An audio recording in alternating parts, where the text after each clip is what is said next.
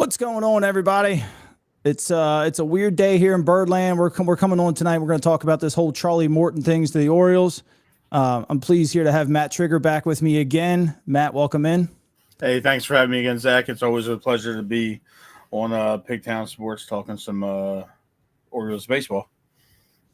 Yeah, so we're gonna talk some Charlie Morton tonight. Charlie signed a 1-year, $15 million deal. My biggest questions that hopefully we answer tonight are what can we get out of him?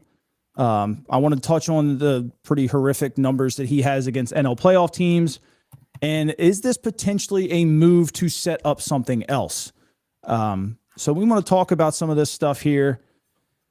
$15 million a year. What are your thoughts on that? We'll start with that. He's 41 years old. He is not a very good pitcher these days. He's decent, but like I think we all expected more.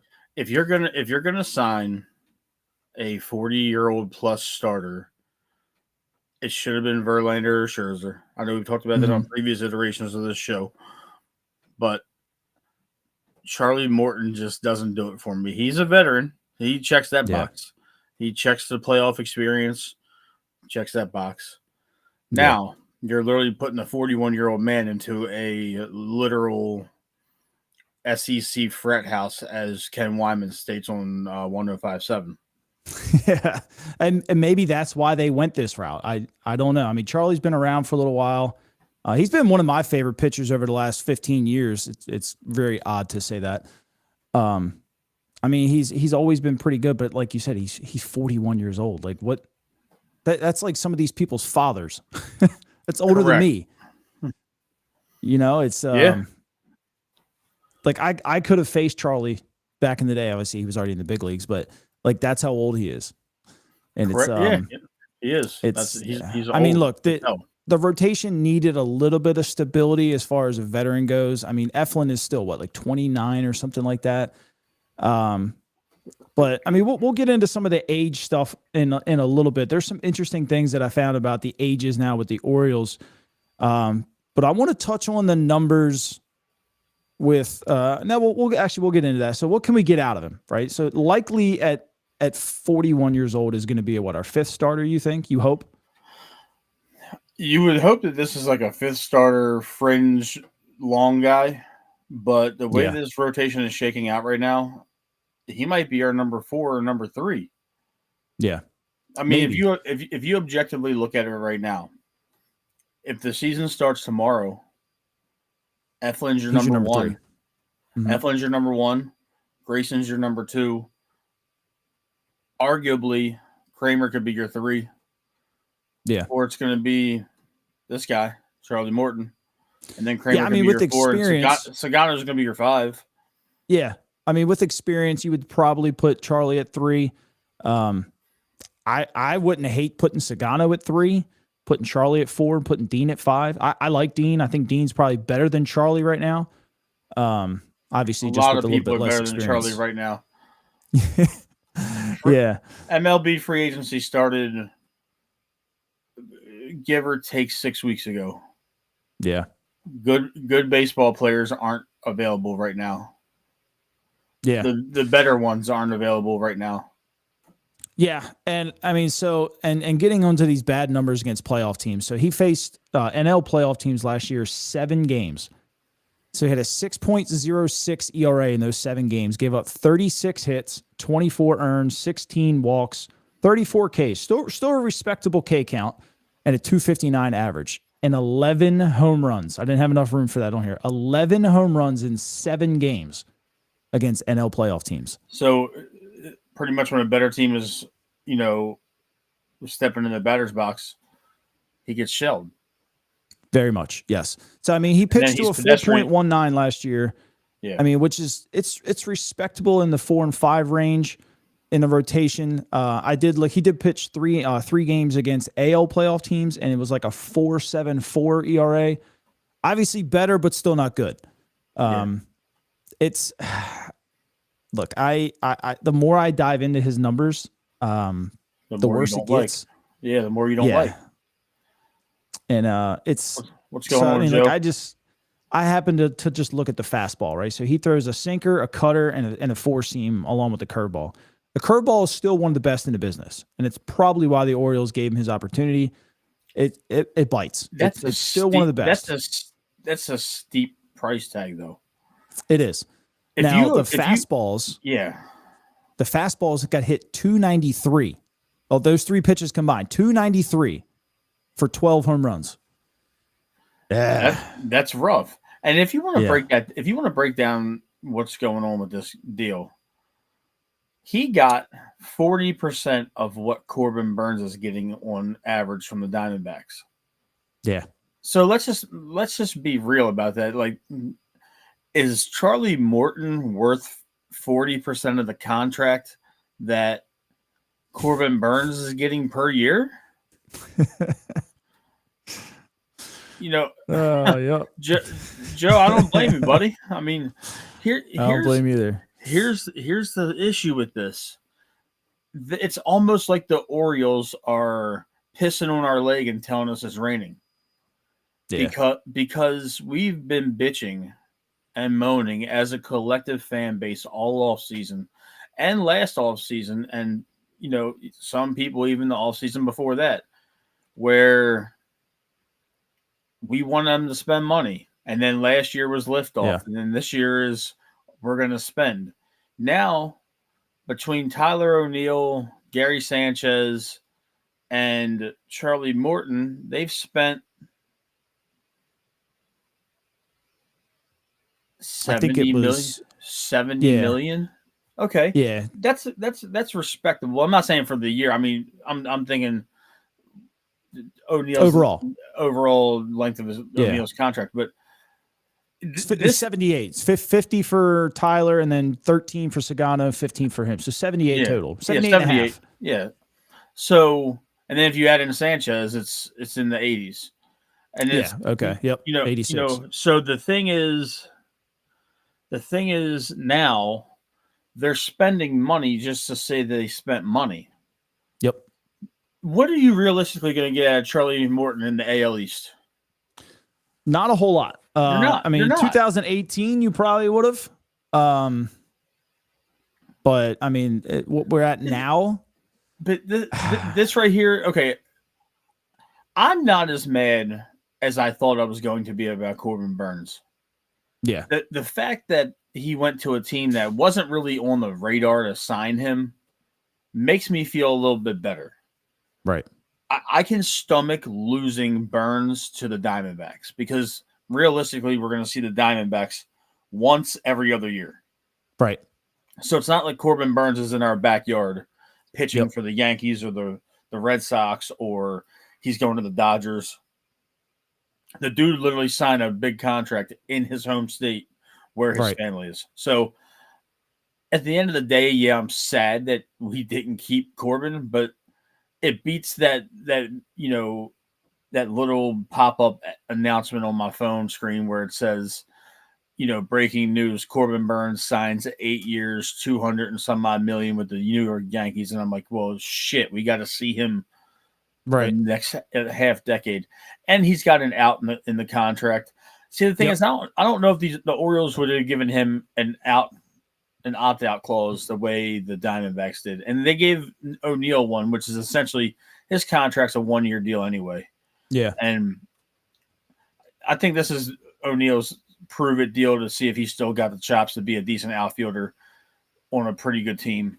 And I agree. He'll go somewhere else next year and get paid again. I'm not as upset as about it, but this is the counter move.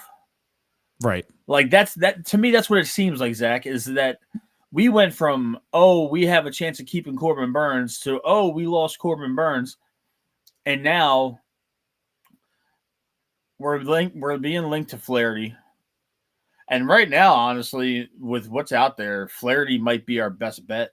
That's not going to cost us. That's not going to cost us any prospects or major league ready guys. But this doesn't sit well with me because right now you're signing a bunch of 3s, 4s, and 5s, and you're trying to peddle them as top of the line rotation guys to a fan base that is itching for somebody. We're all on edge.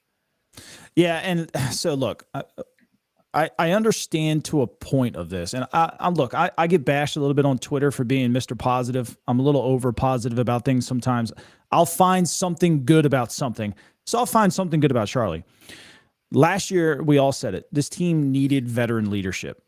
So what have they done? Tyler O'Neill's a little bit older. Sagano's 35. Charlie Morton's 41. Gary Sanchez is 30-something. So they check that box, right? And if there was an issue with the clubhouse being a fraternity box, now it's not going to be. These 35 and 40-year-olds aren't putting up with that shit. They're not going to. You're right. And right.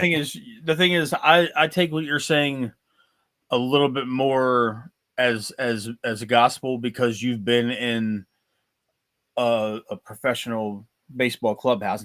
Granted, I mean, it wasn't the Orioles big league club, but you've been in there, throughout the course of your playing career in a clubhouse. So the older guys aren't going to go for that shit. And that's what we need though, Zach. Yeah, so it checks a box. They I guess agreed with the fan base, and they made it a point to sign older guys. That'll be my positive about that. It's just I don't know. I mean, we can all look at it and just be like, yeah.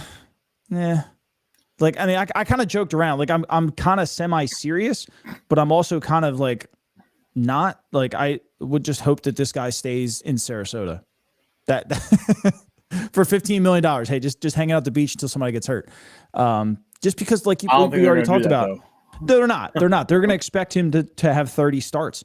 And but I mean, when you just look at the numbers against good teams, and we're going to play a lot of good teams, a lot. And I'm just, I don't want to just piss away a game. There's two other good teams in this division alone. Right. And then the AL Central is loaded now, except for the White Sox. So that's three really good teams. Like you're not scooting by. Houston's still good. Seattle can pitch good. I mean, if they figure out some hitting, they're going to be dangerous. Texas is still good. Texas is reloaded. Like, we're going to play good teams. And I don't want to look, if he can go out there and 30 starts. So he's gone 4 straight seasons at 30 starts. If he can give you another 5th straight year, cool. If he can go out there and we'll say 20 of his starts gets through the 6th inning or into the 6th inning, we'll say 6 2/3 or something, or 6 1/3. I don't want to push my buttons here. If he does that in 20 starts, even if he has a 4.5 ERA, I will consider that a successful season. How about you? Yeah, I'm on the same wavelength as you with that. If he can go out there and give us 18 to 22 starts, and if he can give us like 6 to 8 quality starts in the first half of the season, I'm not saying he's got to go out there and throw 8 shutout innings and all that stuff. I'm saying if he can be a bulldog and give us 5, 6 innings, every single night and make sure that the bullpen isn't going to get taxed while he's out there. If that's what he's here for, I'll take it. But right now, Zach, if you look at our rotation, there's such a gap between the opening day 24 and the opening day 25 rotation. And the injuries really dismantled injuries. That. Yeah, injuries. I give you the injuries. I understand Bradish. I understand Wells and Means and all that. But right now, this rotation does not give me a whole lot of confidence. Yeah, and so look, I agree that it doesn't give me confidence, but I also think back at like this rotation in 23 was dog shit, and we won 100 games. Yeah, that was the emergence of Kyle Bradish. I understand that. Kyle went 160 innings, so it's not like he went 200 innings or anything. He went 160. He gave us a great season. Kyle Gibson gave us 192 at a mid-4 ERA, which is fine. If Charlie can give you 165 plus at a mid-4 ERA, I'll tip my cap and thank him. But I'm with you. I would have loved to. And look, and we're not done. And I'm going to get into why I think this might be something else later. And I also read something good, not good. I'm kind of pissed off that I read it, but I completely agree with it. 41-year-old, 35-year-old, we're just trying to cram as much guys as we can in. Who are we going to learn about come spring training needs Tommy John? That's what scares me after seeing some of these guys. Yeah. Because now it's just like, let me just throw a whole bunch of shit in the pot and see what comes out. I hope it's not Eflin. Right. Or Grayson. Or that's the last person that needs to have that type of situation going on. Yeah. Period. Yeah. It's hard to find the words for it because I feel like the Orioles are treating this fan base like we're collectively so stupid that we don't see what's going on. Right now, you're in a situation where you have reeled this team's fan base back in over the last 3 years. You've set the bar high. You're saying it's a liftoff, and then you walk it back a little bit, and then you're saying it's going to be spending. And then here we are, not signing any big-name free agents. We're not keeping the one that we traded DL Hall and Joey Ortiz for. And you're raising ticket and concession prices across the board. For what? For what? For a 41-year-old pitcher that you're going to give $15 million to. Because if you want to do the math, $15 million, Charlie Morton is 41 years old and he's going to make $500,000 every time he steps on the mound. Whether he gives you 7 innings or he gives you a 1 1/3 and gets shelled, that paycheck is still going to be the same. I'm about to get this thing all warmed back up again, when you think about this, like we're talking about wanting to sign guys that can help the team. You lost your ever loving mind when we signed Gary Sanchez, which signaled the end, which signaled the end of the McCann era. Now we sign O'Neill, which signaled the end of Santander coming back. Yeah. Then they make another move for Sagano, who to me, I like the Sagano move, but I thought Sagano was to persuade Sasaki to possibly entertain the Orioles a little bit more. And there's a low key demographic of Asian Americans here, which is kind of Montgomery County. Yeah, it's not just Montgomery County, but Anne Arundel County as well. And I think that those are two minor things, but we're looking at do we need to sign a bat for the bench, and do we need to find a super utility guy? Nick Gordon, like that was a Tuesday at 4:00 in the afternoon, like blip on the radar. Yeah.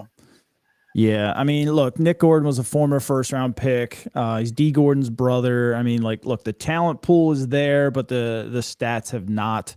I kind of look at Nick Gordon as like a J.D. Davis last year. Like, he's there in case. Look, I would prefer Nick Gordon over, I don't even remember the dude's name last year, Soto. Yeah. That came up for like a couple of weeks. Yeah. Le'Veon Soto. I would prefer Nick Gordon to that. So, okay, right? And nobody even cares about that signing if they took care of business already. Let's be honest about that.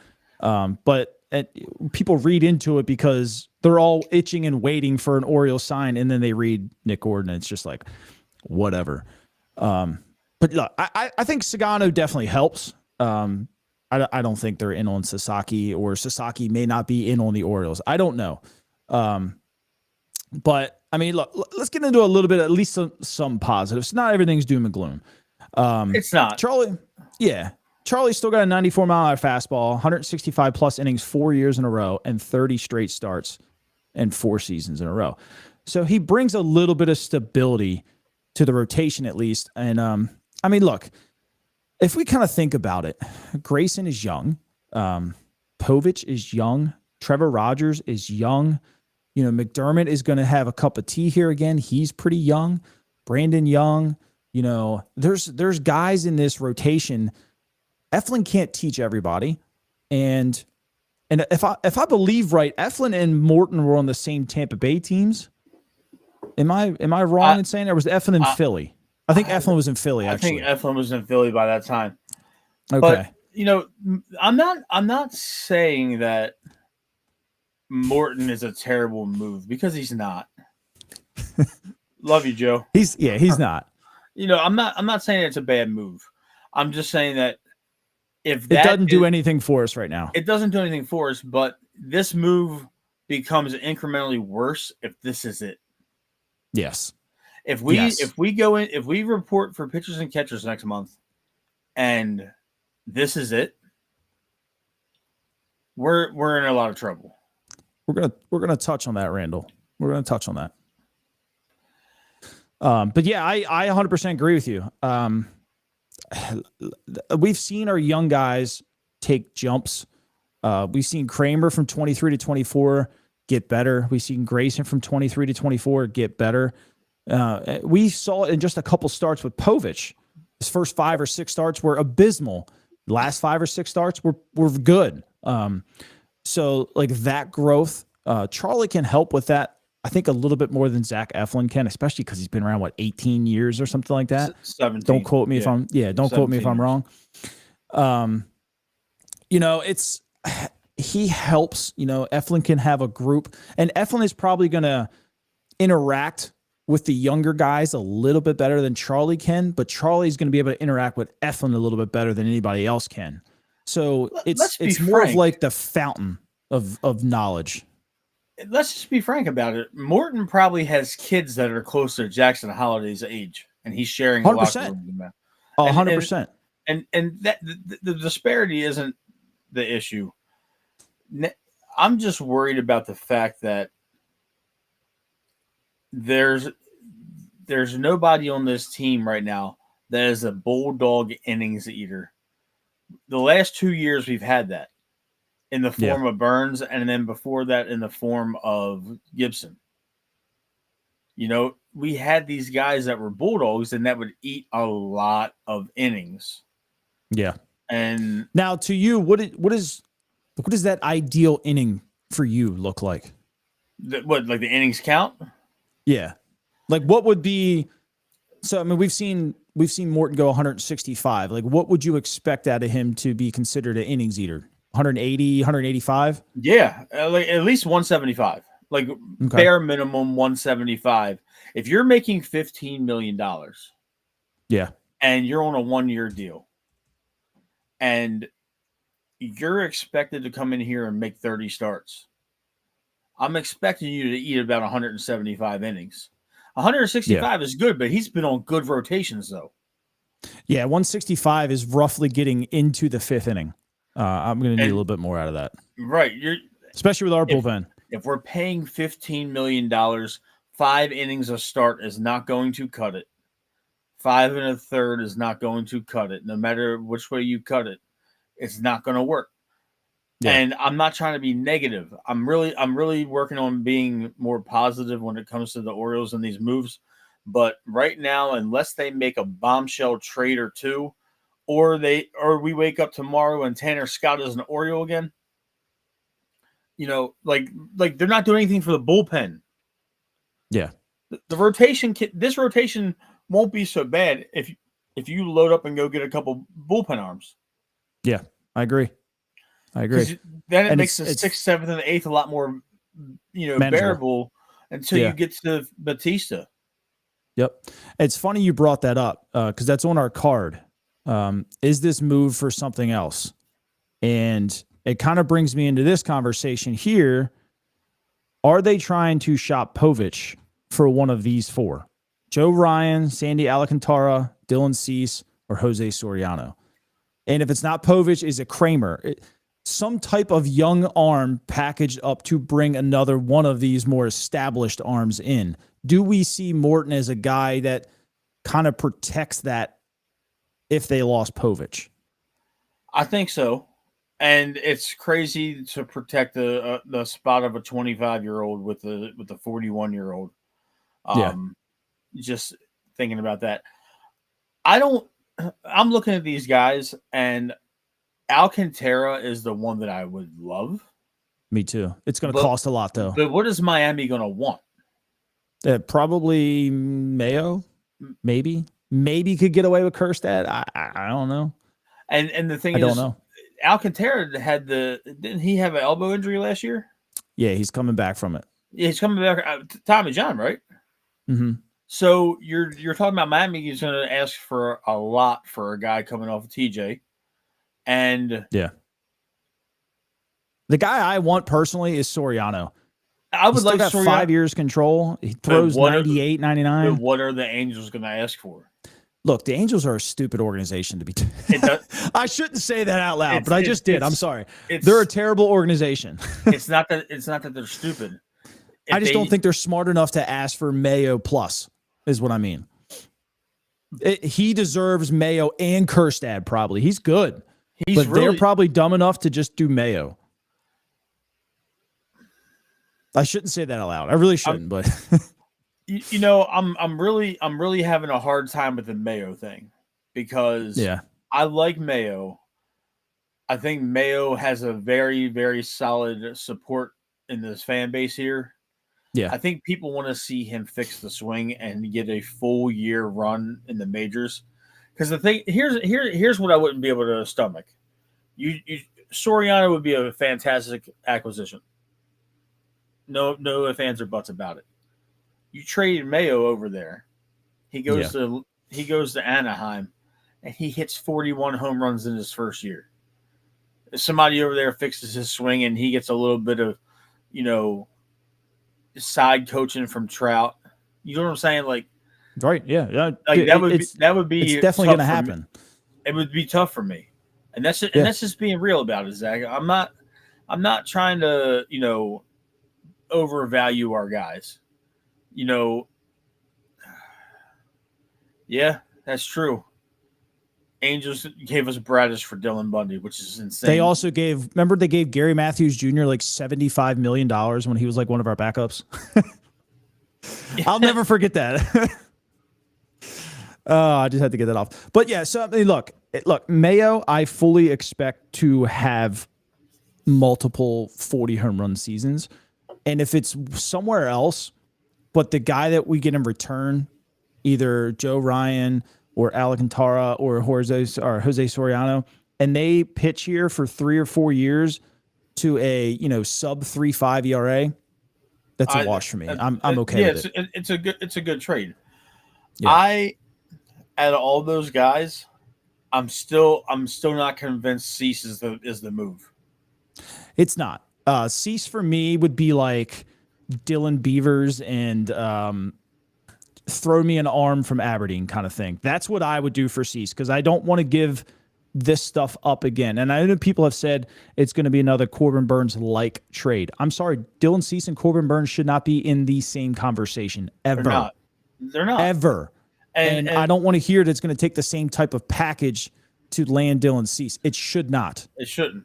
And the thing is, I don't even know if I mean, again, not to be attached to our prospects, Beavers could be a really good outfielder for us. I agree. And I think they're trying to keep his name quiet. I know his name isn't really popping up a whole lot. And a lot of the Orioles fans that are locked in and are in tune with what the organization has. I don't want to even get rid of him because in all actuality, I would go Fabian first probably. Yeah, well, because Fabian's a little bit more well known, but I think Fabian's ceiling isn't as high as Beavers. And to me, honestly, in a year or two, Beavers could be your everyday right fielder. 100%. And Fabian, to me, a lot of people probably don't know this guy. Do you remember the name Mike Tochterman for the Cubs? No. A lot of power, plays a little bit of center field, but he was never well known. That's what Fabian is to me. A lot of power, not going to hit it all the time, right? He's going to sit around 220, 230, 15, 20 home runs because he's a bench guy. That's what I see Fabian as. But he's still got a great arm. He's still got, tracks the ball really, really well. The same stuff that Mike Tochterman did. Yeah, I'm looking over here at the comments coming in. Joe says if we trade for Cease, Cobbs would need to be in the deal too. I can rock with that. Yeah. if you're Just give me Jackson Merrill. well, of course you want family to come home. Is that nepotism? Is that what they call it? Yeah. That'd be fun though. Ooh. Yeah. Here, one of these catchers is going to be gone. They're going to be gone, yes, but I would love to keep both of them. I would love to keep both of them too, but if anybody is going to stay, it's going to be Basayo. Who moves to first will be the question. That'll be Fat Adley. Fat Adley's going to move to first before Basayo. Let's not go there, bud. So that you have a full-time DH position open and a full-time first base position open, and you still have room to keep Creed behind the plate and or first and or DH. Whatever they decide, they have room to keep all three of these guys if they really want to, but Creed will net you some really good pitching. Yeah. In my opinion. I honestly think Creed gets you Alcantara. Probably. If you package Creed with Fabian and a minor league arm, I think that gets you Alcantara. Yeah, because they don't have. I don't think they have any good catchers down in the Miami organization. From maybe my one, record. Maybe but maybe one. You trade Williams to Miami. He's behind the plate opening day this year. Probably, if not coming up at some point this year, May or June. Yeah. So. I think Williams nets you Alcantara. Williams definitely nets you Cease. And I think Williams gets the conversation started for Soriano. Yeah, see, the thing with San Diego is they have Ethan Salas, or I hope I said that right. But he's the 18, 19-year-old catcher who's freaking good. I don't know if they would take a catcher in a trade for Cease. They could. I just don't see it. That kind of hinders them. Most teams would because not everybody has a good catcher, but San Diego does. Yeah, but I mean, a lot of teams want two good catchers. Yeah, it's a bat that you can put a DH and you can platoon that first base and however they want to do it. I don't see us keeping Willems. Basayo is untouchable to the point where he's not even coming up in trade conversations. No, that are no. I think they made that clear. Yeah, Basayo is 100% untouchable off the table. Yeah, and it's funny you say that, right? So I'm looking at Adley's career numbers. So he's a career behind the plate. He's played 300 games behind the plate in 3 seasons. He's got 1,100. Is that 1,100? 1,100 at bats, hitting 251. That's decent. 31 home runs. I would love to see that come up. That's not that great to me. Now as a DH, and it would suck to draft a guy number 1 overall to be a DH, but he's a 290 hitter in just 400 at bats with 21 home runs. So we're talking 700 at bats, and he's got 11 less home runs. So it's like, he's when a DH. Do you want? Yeah, do you want to just admit that? And it's no fault. I shouldn't say it's no fault. You want the guy to catch, and I 100% understand that. But when you draft a guy like him, you're drafting him for the bat and not to catch. Does that make sense? Yeah, it makes perfect sense. Because everybody knows a good catcher is usually not that good at the plate. But if you wanted the best hitter in the draft, which is what you got, and he's showing you that he's almost a 2-time better hitter as a DH, when do you make that move? Well, I honestly don't think they're going to make that move until an extension is reached. Yeah. For the simple fact that you're not going to pay Adley the money or to give him the years to be a DH here. So I think it might be one of those things where you give him an extension and then you phase him to DH after a good faith negotiation as a catcher. Yeah. He's going to get that catcher. He's going to get that catcher payday once. Yeah. Maybe. It's not going to be a Buster Posey where he gets his 2 or 3 separate contracts, but I think that it's safe to say, yeah, Adley makes maybe the move one. I think Adley makes the move to DH in the next couple of years. Yeah. So it's funny that Chris says this. And I always go back to when people talk about bad trades. The Dodgers traded Yordan Alvarez for a bullpen arm. Now, granted, he was like 19 at the time, but he was a highly touted prospect. And the bullpen arm they got was just decent. Josh Fields. He was decent, you know? These kind of trades, they happen. It's a crapshoot. So I don't know. It's just funny to see that. I mean, Yordan has grown into one of the best hitters in the game right now, and it's cool. Yeah, that's true. We don't know, Joe. Tim's been a busy man. Tim is getting worked like a mule. That's the best way to put it. That's not busy. Yeah. He's getting bossed around, bro. Yeah. Kerstad and Bradfield for Soriano, I'd probably do that. Knowing that you had Beavers. I mean, Beavers doesn't have the power that Kerstad has, but he's still a good outfielder. You had Beavers and Honeycutt and O'Verne already. I mean, not ready, but I mean, they're in the system. I would probably do that for 4 years of Soriano. Do that in a heartbeat. Yeah. I would do that. I would definitely do that. So I'm going to move now in. So we always talk about how young our team was. Well, now with the addition of these two guys, we are now the 9th oldest team in baseball. So we needed that. That does not bother me. That does the exact opposite because I'm gonna. It checks the box that we talked about earlier. You're right, but I'm also going to be honest. I don't like people that are born after 2000 for the most part. They're awful. They're awful people.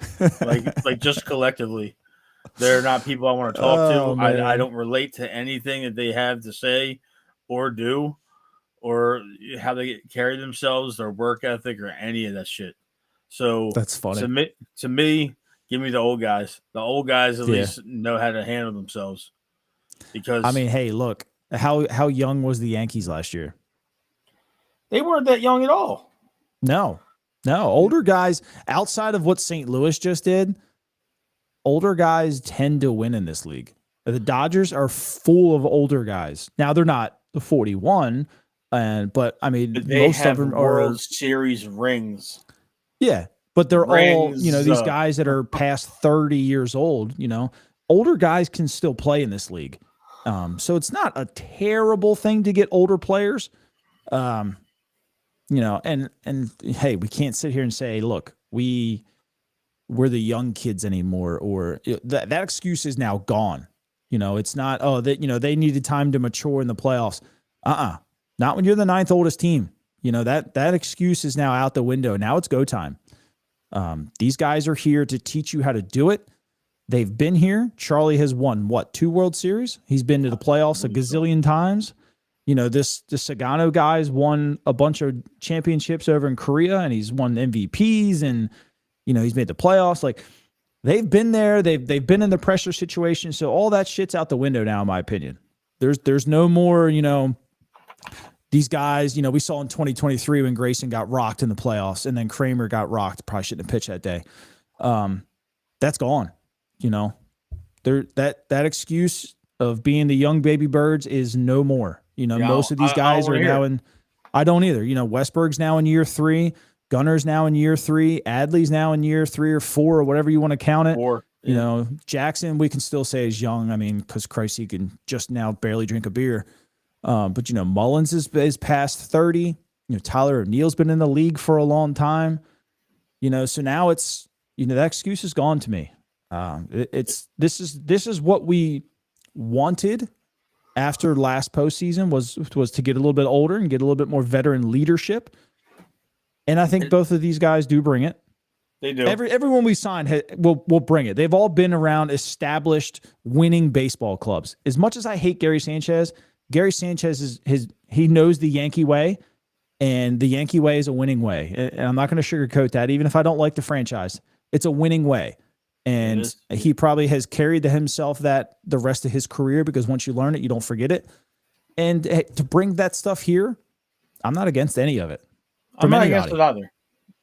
I think they need that injection of grizzled vets, and they got it. Yeah.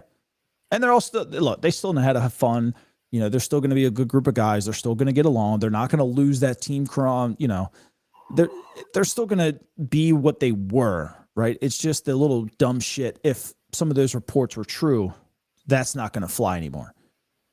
You know, you're not going to walk into the clubhouse an hour before the game or anything with the amount of veterans that are in the locker room now. Oh no, and especially when Tyler O'Neill's, you know, arms are the size of my head. You know, that ain't flying.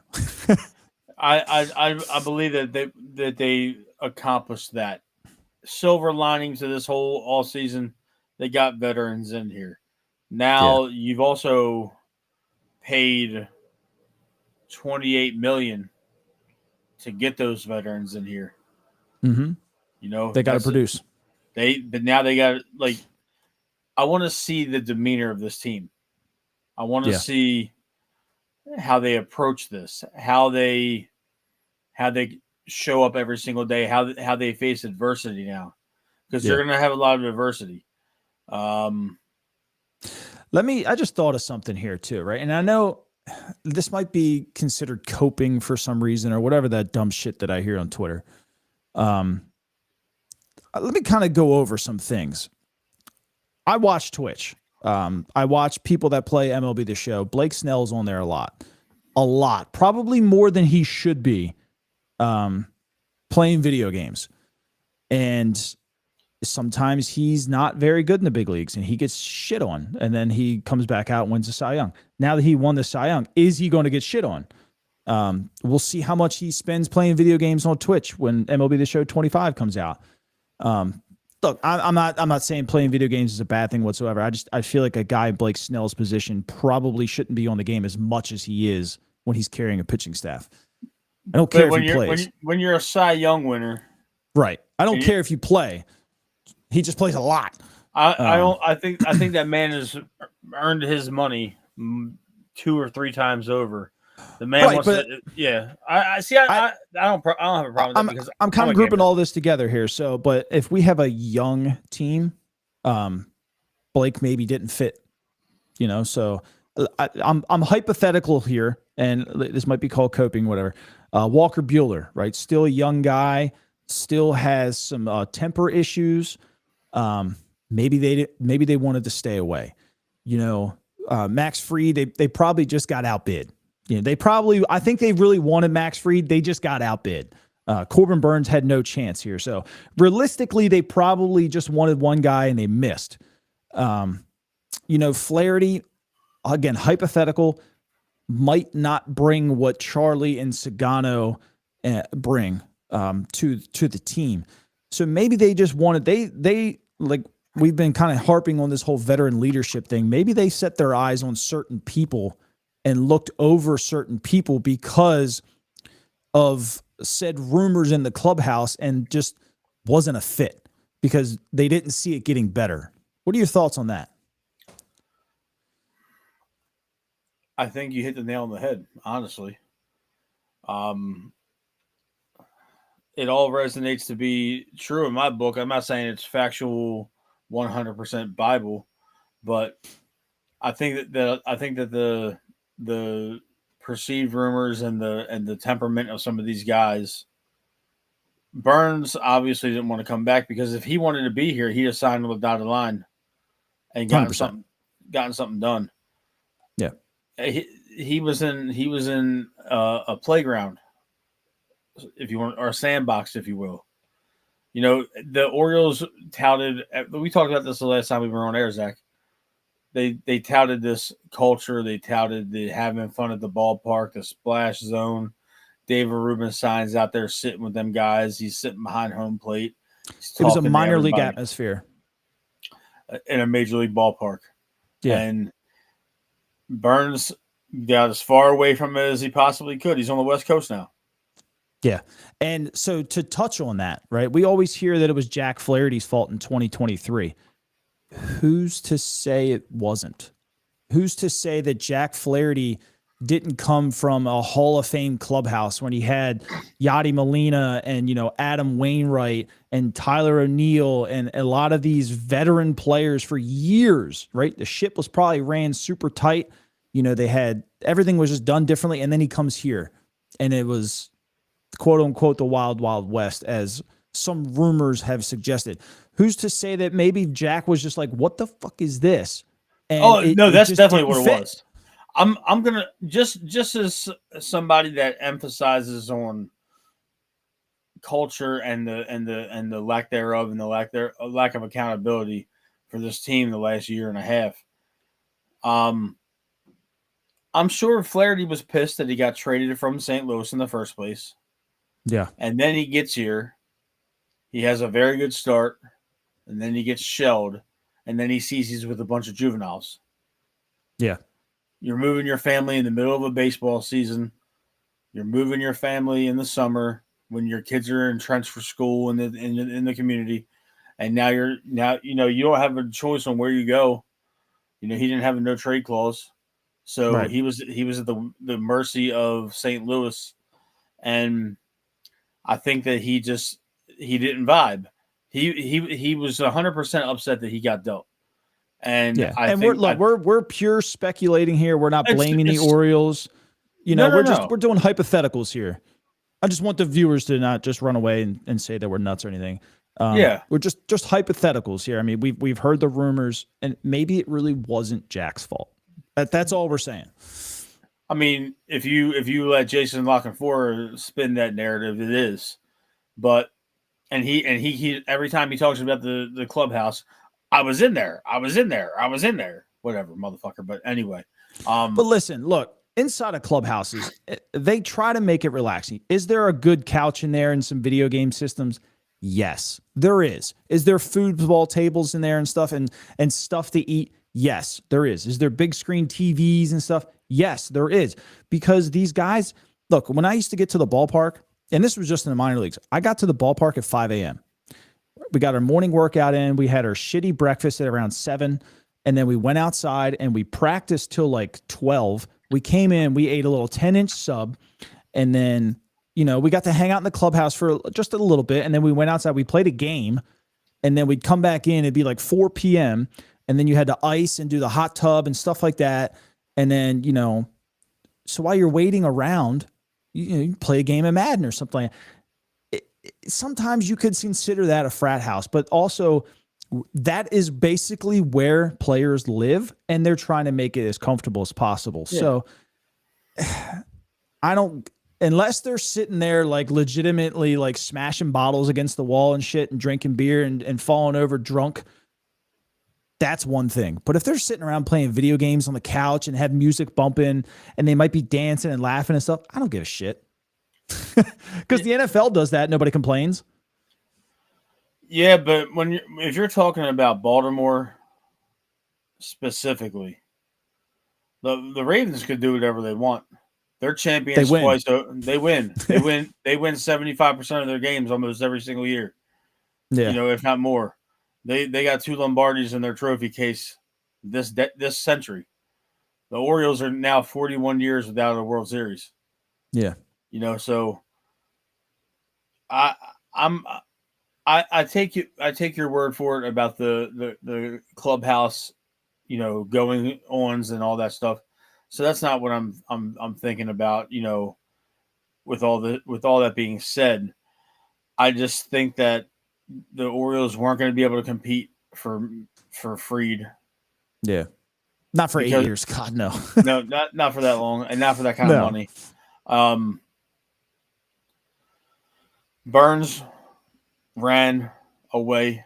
He like I said a couple of minutes ago, if he wanted to be here, they'd have got that done in the winter meetings. Yeah. He would have moved his family out here last year. They would have got a deal done. But Joe's right. It is what it is. Joe's also right. The Ravens headquarters is up in Owings Mills. Yeah. It's a 20-minute drive from downtown Baltimore. Yep. Half an hour drive. And to be honest, I believe solely, I 100% believe a lot of Burns' reservations about signing with the Orioles had more to do than just the state of the clubhouse. It's the outside stuff. What does Baltimore and Maryland in itself offer somebody to uproot their entire family off the West Coast? What's attractive over here that they can't get in Arizona and California? Bro, my property taxes is went up 30%. Maryland don't offer shit. Right. Right. And I'm not trying to make it doom and gloom that we love Baltimore. We're from Baltimore. Yeah. And that's what I'll never. I know the reality of it. It's a certain pockets of this city is an absolute war zone, but the national connotation to what this city's reputation is, a lot of players aren't going to bring their families here. Yeah. O'Neal signed here because he probably got the most money out of everybody that offered him a contract. I agree. Sugano, he's leaving Japan, and he's making over $10 million. Yeah. And he's never pitched an inning in the major leagues. Yep. So, who else was going to offer him that much money? Obviously, if somebody else would offer him that much money, he'd have went. And when it comes to Flaherty was already here for the chaotic second half of the 2023 year. And what makes Baltimore an appealing destination? You got to move your family here. You've got to entrench yourself here, and it's not appealing to the average Major League Baseball player. It's hot here until October. The school systems are hit or miss depending on what neighborhood you move into. And a house that you can buy in Texas, you'll pay $500,000 for, and it's going to cost you 1.1 over here. Oh yeah, you know what I'm saying? So yeah. All right. So, how do we make the offseason better? The guy in the middle and the guy on the right. This one, Minter or Hoffman? Minter. I think Minter. I like all three. I like all three of them too. I'm not objected to Hoffman. You talked about Hoffman in the last couple of shows. I'm not objected to Hoffman at all. I think Hoffman would be a sound addition. But Tanner Scott offers two things. He offers you bullpen help. Yep. And he's insurance if Batista's not Batista. Yep. Because if Batista isn't cranking 102, 103, and he's not, getting guys out the way a closer should, you can always slide Batista to the 7th or the 8th inning, and then you got a bona fide closer in Tanner Scott. I want an 8th inning on 9th inning. The only thing that worries me about Tanner Scott is, does he have hard feelings that we traded him? I don't think so. You never know. Does guys take it for a guy? Yeah, I mean they might, but listen, it depends on the person, and I get it, but it's like the Connor Norby and Kyle Stowers situation. We could have kept you, and you could have sat in AAA for a long time. Tanner wasn't that good here. He got an opportunity to pitch more down in Miami, and he got somebody there that found a little tick in his, and it worked and it clicked. We might not have found that here. And Tanner could be out of baseball right now for all that we know if he stayed here. So it does depend on the person. Some people do take it to heart, and some people look at it as an opportunity to play every day, and they're thankful for it because it's without this, Tanner Scott's not making $15 to $20 million this offseason. That's for sure. The Orioles probably, before they got the coaching staff in, probably cut him. I agree with you, and that goes without saying. But right now, Scott, who knows where his head's at with it. And I personally believe Tanner Scott makes up for the loss of Coulomb and some. I agree. And then that can also potentially convince Coulomb to maybe entertain coming back. If they sign Scott, I don't see them taking on a fourth lefty again because you got Aiken and Perez. So you would have to deal Perez or something. Why is Aiken still on this baseball team? I'll tell you why. Aiken is that guy that doesn't mind taking the ball when it doesn't matter, and he gives you a quality outing in it. Is he usable in a big situation? No. But who else wants to take the ball in like the 4th and 5th inning of a 6-0 game or something like that, or somebody. So his low leverage numbers are great, and he always seems to get us through it. And I'm extremely thankful for a guy like him, because it's not easy to take the ball in that situation without getting lit up yourself, because your mind is not dialed in. That's fair. Teams need a guy like him, because that's fair. It could get worse if you bring somebody else in and they give up another 2 runs or another 3 runs. Like, Keegan gives you a quality outing to at least keep you in the game if you have a strong inning at the plate or something. Aiken's a senior citizen too. It feels like Aiken's he's like, been what, here 28 or something? I think it feels like Aiken's been here for like 10 years, man. That's because he was a first-round pick. Yeah. He's 29. When He's did we been even here draft forever. him? I think, what was it, 2013? He made his debut in 2016. He was a second-round pick. I'm sorry. 2016. Okay. And he went to Western Michigan U. So, he's been here for a while. Yeah. Tanner Scott makes the Morton signing Depth at that point. And we forget about it. I'm not going to forget about it. I'm not going to Most of us would by spring training, and then we're like, oh, shit, we signed Charlie Morton. Most of us would, but I'm still – that $15 million is going to stick out to me. I'm okay with it. I'm okay with it, too, if he gives us 175 to 180 innings. Even if he doesn't? No, I'm going to be pissed. Look, we bitch that we don't spend money, and in the last 2 years, granted, they are older, but we spent 13 on Kimbrel and 15 on Charlie. Now, why I'm okay with that, even though, Morton might suck, and then it just falls in. Kimbrel's an asshole. It is, God but look. Damn, he's an asshole. Get to free agency again, and you get to one of these free agent pitchers that you might need, and you're like, hey, I'm willing to spend 10 plus million for a bullpen arm or for an older player. Come sign here.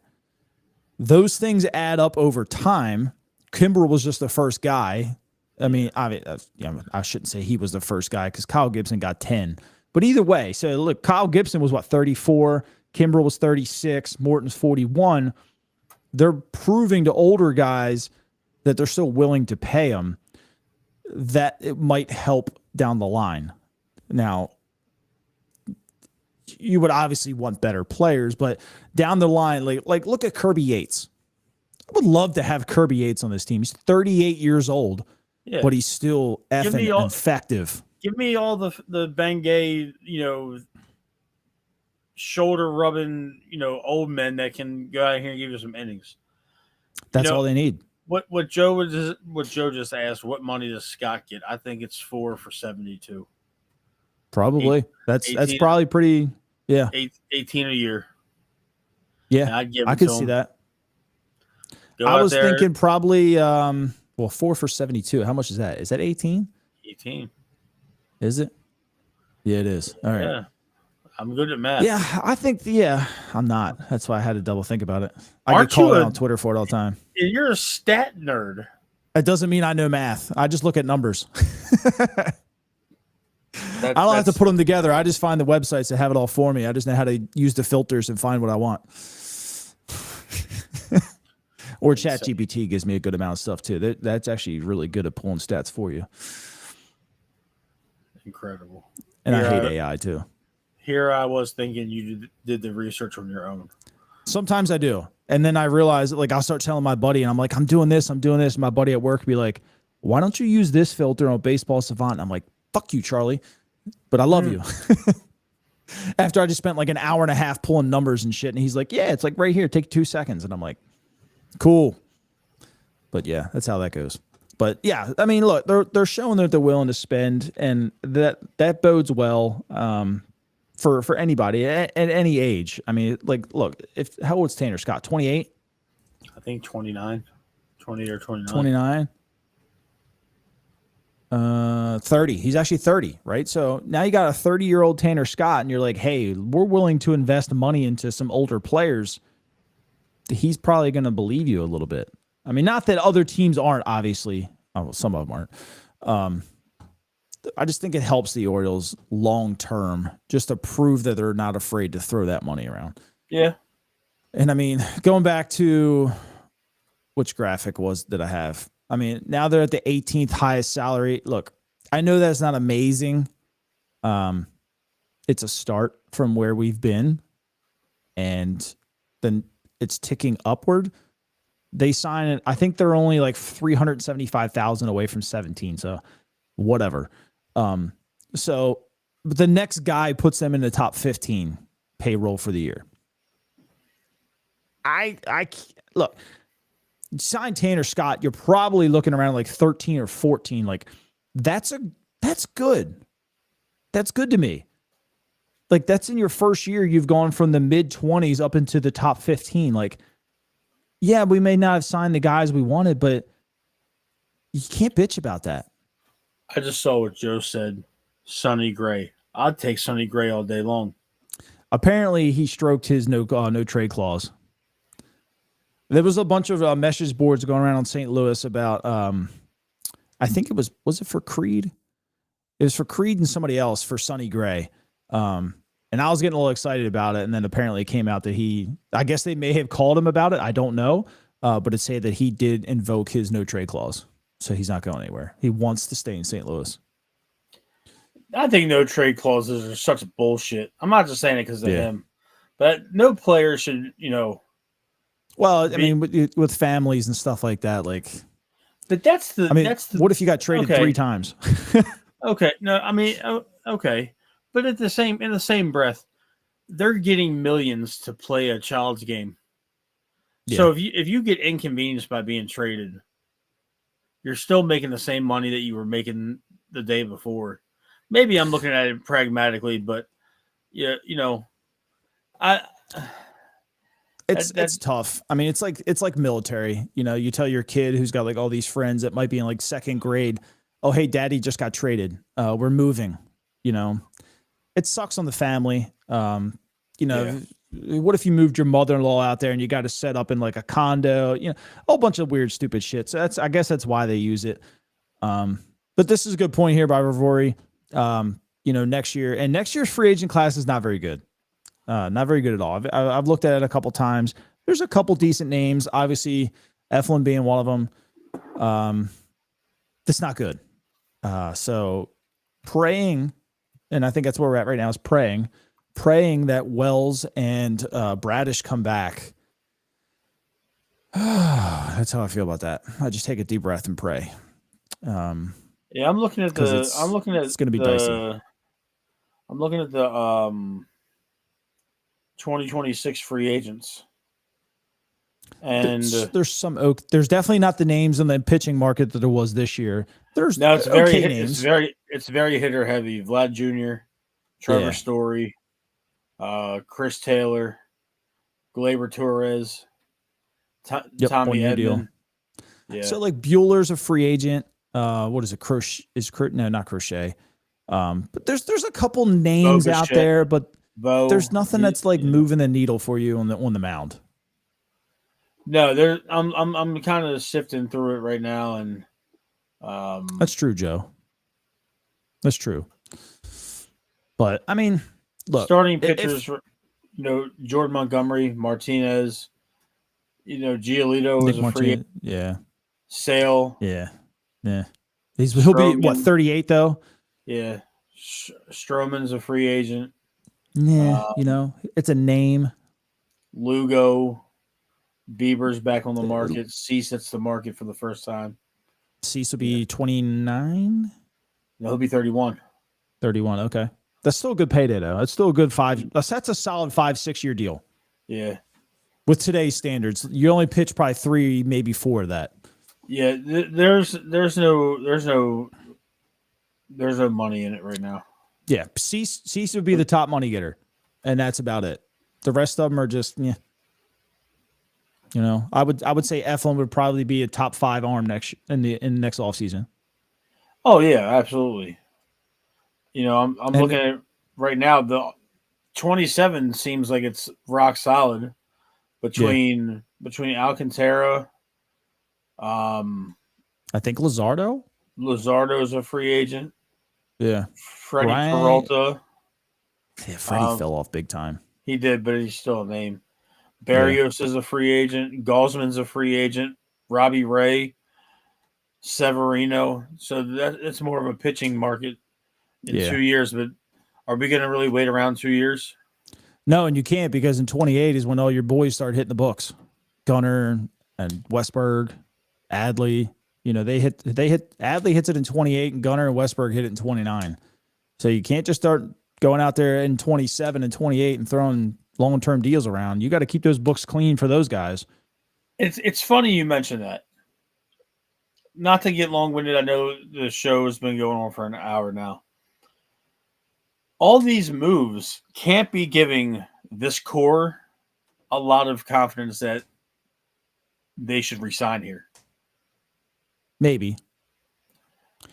From the outside looking in, you're like, man, it's a bunch of one-year deals. Like, why would these guys take that? But if they're under the impression that they're one-year deals so they can try to keep the core of this team together, then they probably don't give a shit.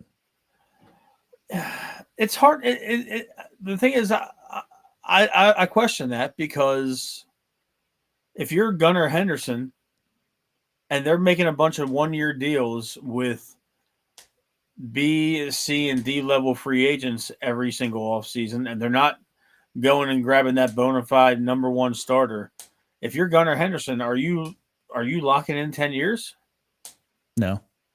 If you're Jackson Holiday, are you locking in 8 to 10 years? If they sign Gunnar first, yes. Yeah, but the thing is, that's the linchpin to it all. Right. If Gunnar signs on the dotted line, I think it's a domino effect. I think if they keep Adley, I think Gunnar's more inclined to stay, because they're like best friends. Yeah. And then if Gunnar gets the deal, Westberg will stay, and then that's the domino for Holiday, Cowser and Holiday. You know, so keeping that's going to be a ton of money with those five right there. Right, and I mean, you got to keep your books clear. You know. Yes, but I mean, a lot of that's just arbitration stuff. Yeah, that's. I mean, it's all expected. They got a lot of money to spend. There ain't going to be a whole lot to spend it on next year. That's going to be the bad part. You would hope somebody from Korea gets posted. Yeah. They're in a rough spot, in my opinion. I wouldn't hate them depleting the farm completely this year. And acquiring multiple facets of talent and just working on rebuilding it starting in 27. If Elias is this good at finding talent the way that he has, blow the whole thing up and go get a bunch of other guys. We're not going to be drafted in the top 3 anymore. But if you got that eye for talent, look, I think the farm system shit is a little bit overrated to me. Yeah, you need prospects. But how many of them realistically work out? It's an anomaly right now with the Orioles, to where a lot of their That's what I told you earlier, picks, man. Yeah. It's an anomaly right now that a lot of our high draft picks are panning out. You know, teams don't see it at this rate ever. Right. And that's why I told you I was nervous. That's my only nervousness about Jackson Holiday is we haven't missed yet, and we're due for it. And that's the only bad part is we're due for one of these big time guys to just not pan out. And I pray it's not Jackson, but if it's not Jackson, it's going to be somebody else. I don't think it's going to be Jackson. It's going to be so. Eventually, one of them is not going to work. Eventually, but it might be one of the guys coming after them. Yeah, which I'll be fine with, but it might be Bradfield, it might be Beavers, it might be Honeycutt, it might be, one of those guys. It could be one of the guys we drafted this year. You know, it doesn't. But could be Mayo, could be Basayo, it's gonna have to come eventually. Yeah. But I don't think Mayo's horrible. So Wayne's my uncle. Wayne actually played in the league too. Okay. Wayne can dissect a swing probably a little bit better than me, and I feel like I'm talking to you way now, Wayne. I see a hole in Mayo's swing, and Matt and I have talked about it before. He's got that clutch, and you know exactly what I'm talking about, Wayne. He drops the hands as the ball's coming, and you can get away with it in AAA. You can't get away with it when guys see it in the big leagues because they're just going to attack it. to me, they're going to fix that. It's no different than Jackson's leg kick. That's already gone. I pulled footage on Westberg. Westberg went from like up here in 23 to down here in 24. You know, Cowser went from here in 23 to here in 24. Like, they find that stuff. They'll fix it. I'm not ready to throw the book out on Mayo just yet. Unless they don't fix that or he's hard-headed, which I don't think either one of them is going to be true. I think Mayo turns out hitting-wise fine. Fielding is 1,000% going to be on him. We saw it with Ryan Mountcastle. Mountcastle was average to below average pretty much everywhere they tried him. And then he worked his absolute ass off at first base, and now he's one of the best defensive first basemen in all baseball. So that's all going to go on Kobe, but I think they're going to fix the swing eventually. Yeah, now, I don't want to say Mayo is terrible, like your uncle is saying. I think he needs a full year here with some consistent at-bats to see what we got. Because like he's on that fringe of, like, he's not in his early 20s anymore, and we don't, you know, it's the prospect versus the reality of the situation. Unless there's a situation where dealing Mayo nets us somebody in the ilk of Jared Jones or Castillo or something of that nature, that's easier to let him go. But yeah, Mayo, to me, like, I think Mayo's ceiling is Trumbo. I can see that. You know, same body build, same kind of swing, fast hands, ton of power. At worst, he's Ty Wigginton. And he had a successful career. Right. So I think that if you can get Trumbo-like production out of Mayo, you got a bona fide power right-handed hitter in the middle of your lineup. Mm-hmm. And if Mayo is that guy, moving Mountcastle doesn't hurt. No.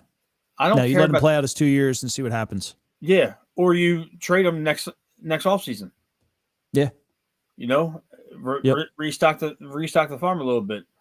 But I do agree with what where was the comment? It was about, was it Moose? It was Tommy.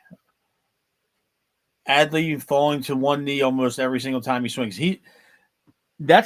I think that started after the home run derby. Last year? Yeah. I think that he didn't do it a whole lot in the first half, though. No. Unless he got fooled, which, I mean, some guys just get fooled and look stupid. Yeah, but I think a lot of that started when he tries to hit the cover off the ball.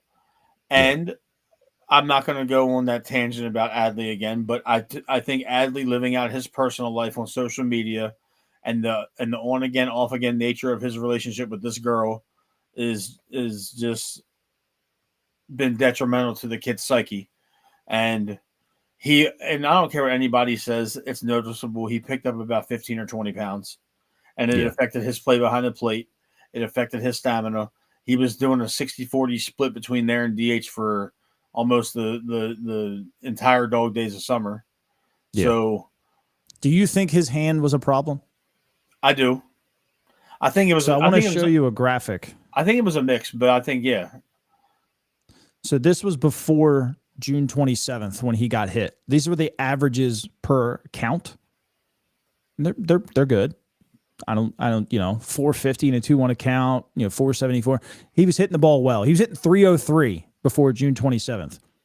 Now, this is after June 27th when he got hit, and the averages in those accounts. Ooh. Brutal. Absolutely brutal. So, to me, the hand might have been a big deal. Yeah, I can see it being a big deal. Even if it's not quote unquote hurt, if it's still sore, right? So it was a throwing hand, right? And he couldn't throw anybody out the second half either. He couldn't throw anybody out the year before, though. I know. But look, he's left-handed, right? So that's his lead hand, right? And if he's got to try and throw that to the ball and it doesn't feel good, a whole bunch of shit isn't going to go right. And you can see it by the averages. And I pulled another one. I mean, this is one of my tweets, but I took a picture of it. This one was even more concerning. This was the averages in the zone before the injury and then after. Guys don't miss in the middle of the plate when they're healthy. It just doesn't happen. I'll say it, but I mean that hand injury coincides with the personal life fault spillover. 100%. But it also getting fat too, right? Because he probably couldn't work out correctly. I mean, he could have probably ran, but couldn't lift the weights and stuff like that. I don't know. I don't want to say I'll give him a pass because it was freaking ugly and I don't ever want to see it again. But I'm pretty confident that we see a healthier, better Adley in 2025. We need to. That's imperative to this team. Yes. And from what Ravori just said, Mayo has tremendous power, but he's awful at third. Nobody's expecting Mayo to play third base on this baseball team. You've got three of the most athletically gifted players in the league. In the infield on this team. Gunnar is an exceptional athlete. Jackson is an exceptional athlete.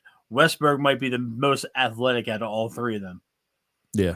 So, realistically speaking, you got three infielders that could probably play center field on 25 other baseball teams right now. Just on athleticism alone. And then you got a gazelle out in left field with Cowser.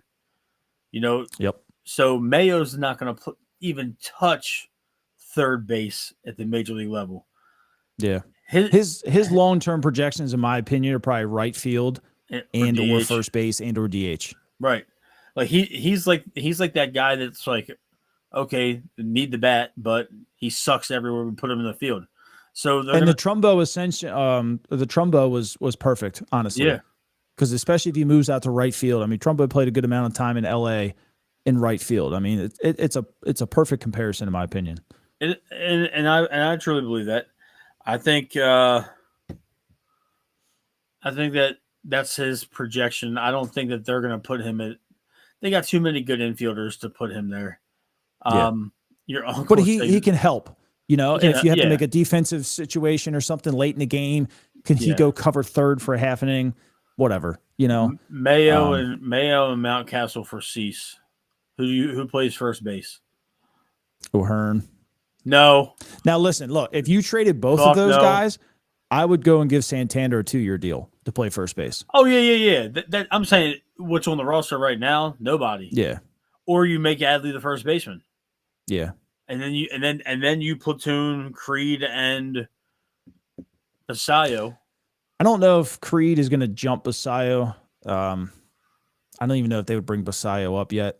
They both got a lot to learn, but Joe, I don't think wrong. both of those are going to go. Joe's wrong. He's Joe wrong. He's Joe wrong. I wouldn't hate this either. I know a lot of people don't like Pete. I said that last show. Yes. Yeah. I love Pete. Am I too loud in the mic for you, Zach? I'm sorry. Nope. No, they keep falling out every time I talk. Oh, okay. Don't wear these. if Mountcastle gets dealt, absolutely get Pete Alonso. He can't wear 20. Pete or Bregman. Bregman could play first base too, in my opinion. I want Alonso. I would too. I would love Alonso. Nothing bothers Pete late in the game. Basayo at first. I mean, Basayo behind the plate, Rushman at first. I think we see that eventually. I don't know if it's going to be this year. I think that's a 26 or 27 move. Yeah, me too. Because Basayo's he's pretty good behind the plate. A lot of people don't give him the credit. He's worked his ass off this past year. And people forget that he's only 20 years old. Just turned 20. Yeah, just turned 20. Yeah, and he's in AAA. Yeah, I mean, is he like 20 or is he Danny Almonte 20? He got that baby face. I think he 2020. Yeah. Speaking of that, it's just kind of funny how the Yankees fans loved Soto this year, and now all of a sudden he's 35 and not 27. Yeah. Anyway, go get Guerrero if you're going to spend that money on Pete. I don't think they would ever trade him here. The Blue Jays will never trade Guerrero in division, let alone to the Orioles. Yeah. I don't see that ever happening. The only way we have a shot at Guerrero is if he's a free agent, and that's in 2 years. Which even then, I mean, the Yankees are going to need one because Goldschmidt's going to retire. Yeah. So, look, last year was a good year. The year before that was shit. He might have another shit year again. Who knows? He's a good player, but he seems to play when he wants to. Tommy just said, I don't remember, but minor league ball Adley's averages were low when he played first. That might be true, Tommy, but at the same time, if you look at his splits at DH versus catcher, it's a significant drop off. Yeah. So, what are we talking about here? It just seems like DH is where he produces the most. My opinion would be probably Sagano. I'm going to say Sagano. I'm going to go out on a limb and say Jackson when it comes to hitting. I think Jackson is going to surprise a lot of people. He fixed that hitch in his swing with the high step. Yeah, and honestly, he's doing what most baseball players do. They emulate stars, and he's essentially taken Ohtani's entire stance. So I made that video yesterday about it, and I watched a lot of his clips, and then I watched the clip that he had on Instagram from just the other day. And dude, his hands are just so free now. Yeah. Like, and his foot gets down on time. Like, his timing and everything is just going to be leap years better than what we saw last year. And if he literally can get his foot down and wait on the ball and just use his hips and his hands and still drive the ball the other way, like he's probably going to hit 280. I'm willing to go there. Like, just watching how natural it looks now compared to what it did look like, it's incredible. And I just hope that he's going to be our leadoff hitter. He's going to be our leadoff hitter after the first month of the season. Yeah. So, Joe, I actually did get confirmation on that, and Major League Baseball counted the days that we didn't put him on the concussion list, and he just sat there. So he went over the 45-day limit. So the Orioles dropped the ball on that, and they lost a year of service time because of it. So, because it was like 45 days on the active roster, and there was a day that they either brought him up and then went to send him back down and didn't, or something. They didn't put him on the concussion list in time, and his days ran over this 45-day. But at 26 years old, like, who cares? He gets the free agency faster now. Like, good for him. So it might suck for us, but it's better for him in the long term. I agree with you. Pitching wise, it's going to be Sagano. Yeah. I'm going to go out on a limb and say Sagano probably wins like 12 or 13 games his first year. Wouldn't shock me. I think a lot of people are going to.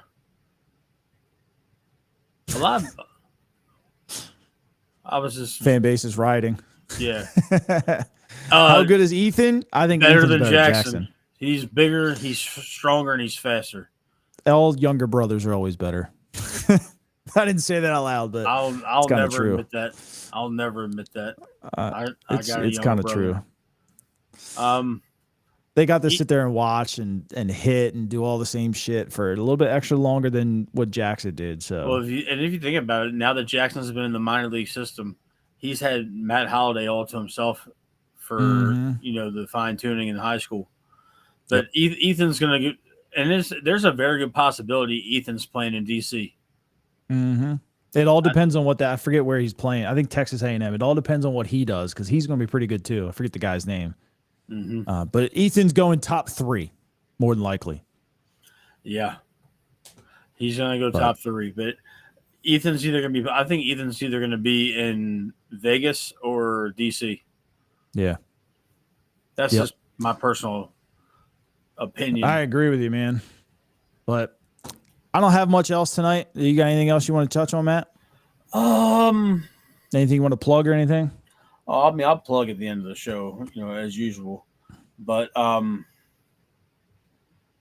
think we covered all the bases. I was expecting this show to be a lot more of a Corbin Burns bitch fest on my end, but I really just kind of, tempered the expectations and the thought process. The breakout team this year, Arizona. Yeah. They were in World Series in 23. Had a Burns is going to win down the Cy first Young half. over there. Burns is going to absolutely win the Cy Young over there. I have a Tell feeling. Marte, Corbin And they once, lost Christian Walker, sure, but once that kid Drew Jones Jr. gets going healthy, he's going to be good. Do you want to open it up to questions if anybody has any for a couple minutes? Yeah, absolutely. If anybody has any questions for Matt and I, just go ahead and type them away real quick. We'll dedicate a couple minutes if we can. It's always somebody from Arkansas with this dude. It's always somebody from Arkansas. Nothing. The Arkansas quarterback's going first overall in the NFL. Did you hear that? Who? Joe Dirt?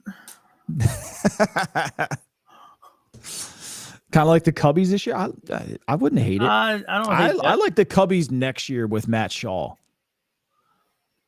If it's not going to be the Diamondbacks,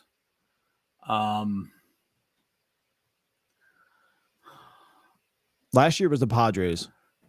Yeah, the Padres were kind of like that, breakout team. But I think that thing is messing with my camera. My camera's starting to slow down.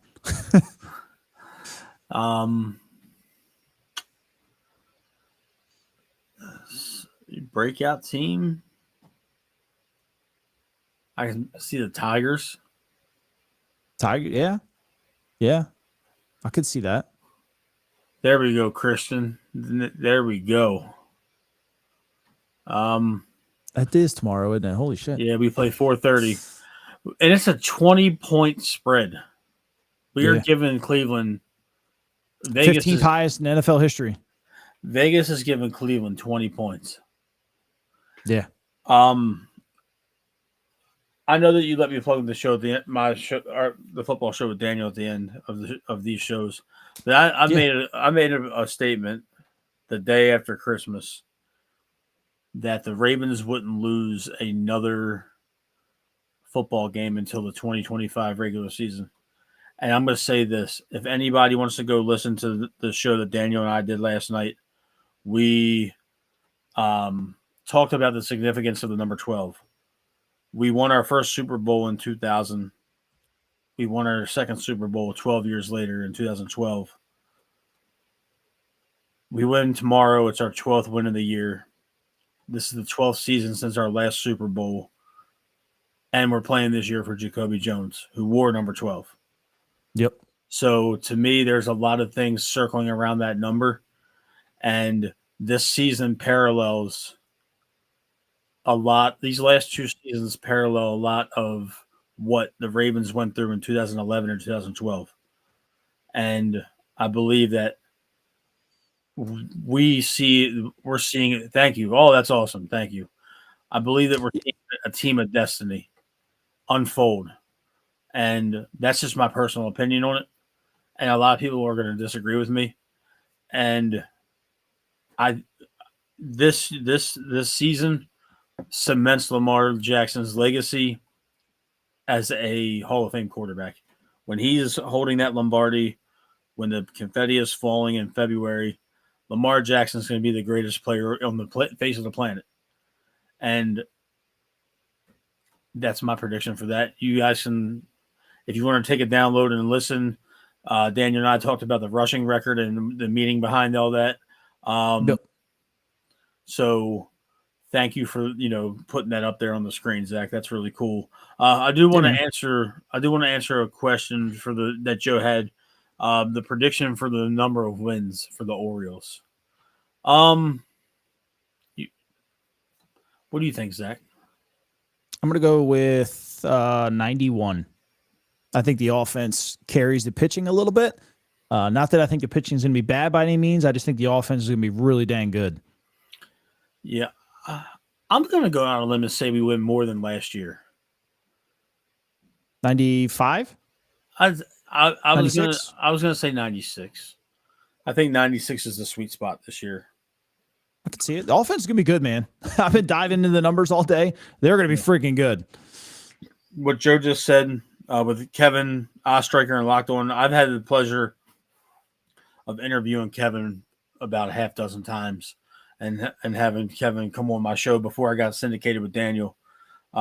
Kevin was probably a monthly guest at one point in time. Kevin's a great guy. He's got a very, very good Ravens show. Yeah. So, Yeah, if anybody's looking for this right now, it's on Spotify. and on that's Apple. probably the best space. Yeah, and on Apple. Either one of them places. Believe does a show for kind of like Locked On for every team too, and Matt and Daniel cover the Ravens, and they cover it really in depth. So if you guys are Ravens fans, feel free. And if you're not a Ravens fan, look for your team unless they're the Steelers and then don't support them at all. I didn't say that out loud. What Tommy said, where does the Super Bowl win and another MVP put Lamar all time? It puts That's a good question. It puts him up there in like that top 15, top 20 conversation. But if we're going to go by the football that we've all watched collectively in this generation and the generation before, it begins and ends with Tom Brady. Yeah. Peyton Manning, Brett Favre, Aaron Rodgers, Drew Brees. Look, even if they didn't win, Dan Marino was still great. Yeah, Dan Marino. I just don't want Lamar to be in the Dan Marino conversation. I understand the whole Super Bowl talk, but I'm going to tell you right now, Terry Bradshaw was shit, and he has 3 of them. Yeah, that was also a product of a fantastic running game and a fantastic defense. Exactly. That'd have been like Dilfer winning 3 of them. Yeah, Dilfer.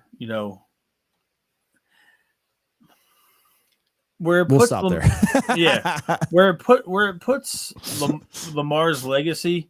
I think if you're going to talk about Lamar's legacy, a Super Bowl win and another MVP. Honestly, I'll forego the MVP to get a Super Bowl trophy for this guy. Yeah. Give me the Super Bowl MVP. Give me the Super Bowl MVP. Let that man look into the camera and say, I'm going to Disney World. And I think that Lamar Jackson and Pat Mahomes are 1A, 1B for the greatest quarterbacks of this generation. Yeah, the 2020-ish era. Yeah. Yeah. The late 20 teens, 2020s. That belongs to those two. And I'm never going to give that clown in Buffalo his due because that dude is an absolute farce. He's Tim Tebow with a tad bit more accuracy. I digress. Listen, I want Lamar to look into the camera, holding up a Super Bowl MVP trophy, and say, I delivered. And that's all I want him to say, and then walk away. And there's so much conjecture and so much speculation about, or not speculation. A lot of people got a lot of shit to say about Lamar Jackson. I'll admit it. A couple of years ago, I was ready for this whole saga to be over because I thought that this was never going to get done. I thought Lamar Jackson was going to be an Atlanta Falcon. Honestly, I think we all did. I thought Lamar was going to be a Falcon or a Commander or a Colt or even a 49er. But it doesn't matter. Lamar Jackson can win the next 3 Super Bowls, and they would still move the goalposts. 100%. 1,000%, actually. Because he doesn't do the commercials. He doesn't have that face for a brand. He's a black quarterback in a predominantly white quarterback league, or so, even though it's more 50-50 now. And let's just be real. He wears box braids and he has fronts, diamond fronts. Like when you got the money, you got the money. Right, but that's not what I'm saying is. I know. It's the appearance. He has the deep South Southern drawl. He has the twang in his voice. He's not a media darling in the sense that he's a family man, and nobody gives him credit for it. He goes home at the end of the day, and he hangs out with his wife and his 2 kids. His mom lives with him still, and he stays out of trouble. And Joe just said it, and I agree with Rick as well. Petrino coaches dogs, man. Petrino had Teddy Bridgewater. Yeah. And then he had Lamar right after him. Yep. And he had Lamar sitting behind Teddy Bridgewater. Yep. So Petrino, I don't care what anybody says about his character. that man is a hell of a football coach. And Yeah. he made Lamar a Heisman Trophy winner at 17 years old. He wasn't even old enough to buy cigarettes, and he was the best football player on the planet in college. Yeah. And it was incredible watching. I think that he does need, just to get that national respect that he rightfully deserves, he needs a Super Bowl. And he needs to go out there, and he needs to.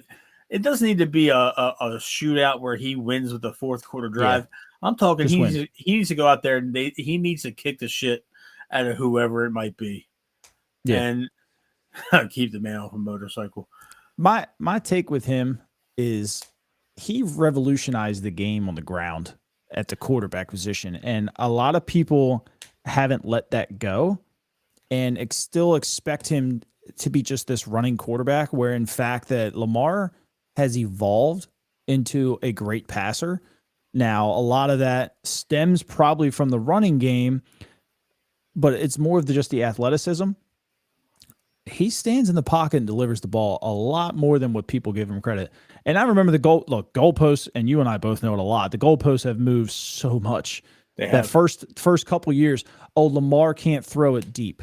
Well, he did a lot in 2019. And then we heard, Lamar can't throw outside the numbers. Well, that's pretty much where he picks apart almost everybody nowadays. Everybody. Lamar only throws over the middle. That's not the case anymore. Lamar only throws it short. He leads the league in, yards per pass. So the goalposts just continue to move. And like you said, he could win 3 more. They're going to find something. Oh, well, so-and-so was hurt, or the NFC was weak. And, I don't even give a shit. Patrick Mahomes and Lamar Jackson changed the entire way that NFL scouting departments look for quarterbacks. Yeah. And I said it the other day. Could you imagine if Lamar Jackson ever got switched to wide receiver? He would be an all-pro. Didn't get to witness this. He would be an all-pro wide receiver. Maybe he was Terrell Pryor. Maybe. But the thing is, we'll never know that, and I'm glad we'll never know that. Yeah. He revolutionized the position. Him and Mahomes. Yeah. I'll give Burrow his due. Absolutely. Burrow's still old school, though. He didn't revolutionize anything. He just throws it all over the field. Burrow is mobile when he needs to be. Yeah. But he's got good footwork in the pocket. Mahomes has that uncanny ability. Mahomes' scrambling is very parallel to Aaron Rodgers of his prime. Mm-hmm. That's a good comparison.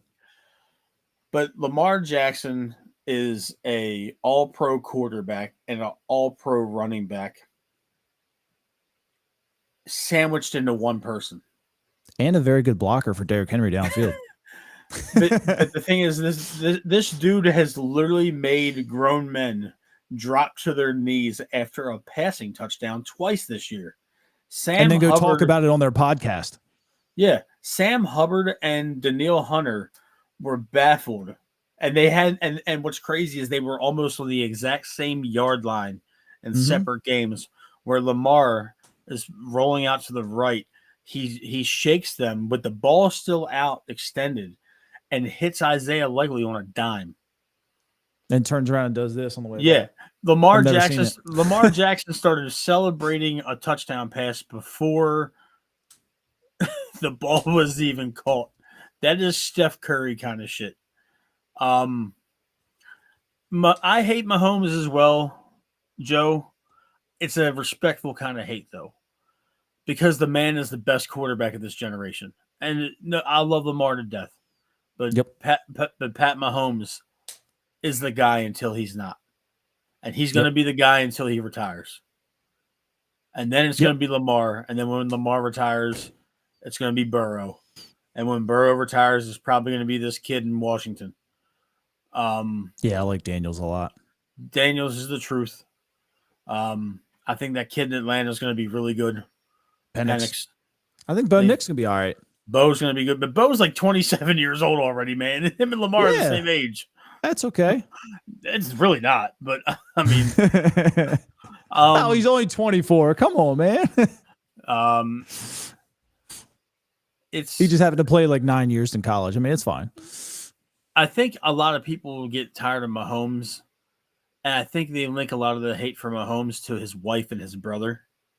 Yeah, his brother mostly. His brother and his That's where wife. that's where my hate comes from. And the thing is, I compartmentalize it. They're both insufferable people, and Yeah, then I think if you lump in Travis Kelce and his bullshit, yeah, it makes it even worse for Mahomes. yeah, But I'll say this: Travis Kelce's the greatest tight end of this generation, and it's not even close. yeah. I just hate him anyway. Jaden is going to be a monster. Jaden is going to be. Bauer's going to be real good too. Oh yeah, but I'm just saying, like, quarterback, that dude is going to be incredible. He's another Lamar. He's Lamar light. Yeah, He's more advanced as a rookie than Lamar was. I'll say that. I'm losing my mind over here. My phone has been in front of me all night and I can't find it.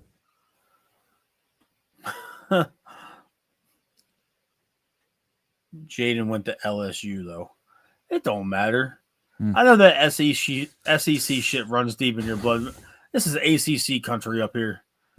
You know, Yeah. I mean, I don't. Maryland's not Big Ten. Maryland's ACC to me. Though I'll never acknowledge them as Big Ten. Yeah. They made that move for basketball and have been getting smoked, Sure. with the exception of this year. But does Travis Hunter go top 5? Yes. Probably. He's dual threat. I just hope that this stuff with his fiance like fizzles out. It will. People always try to drag somebody down. They do, but the thing is that can be distracting.